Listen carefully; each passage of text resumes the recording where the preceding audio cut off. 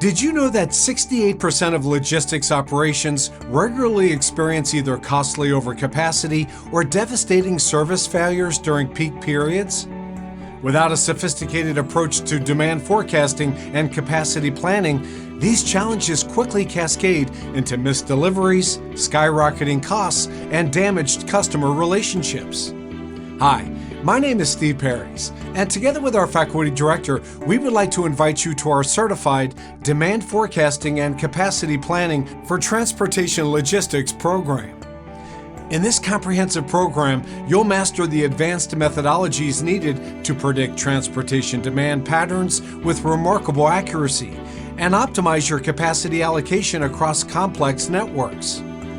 We'll begin with predictive analytics foundations and multimodal demand modeling, ensuring you develop the technical expertise to anticipate market fluctuations with confidence. Next, you'll learn dynamic capacity optimization, contingency planning frameworks, and real-time allocation strategies, essential skills for balancing cost efficiency with service reliability in today's volatile market. Everything you need will be presented through practical case studies and hands-on simulations, progressing seamlessly from foundational concepts to advanced applications throughout this certified program.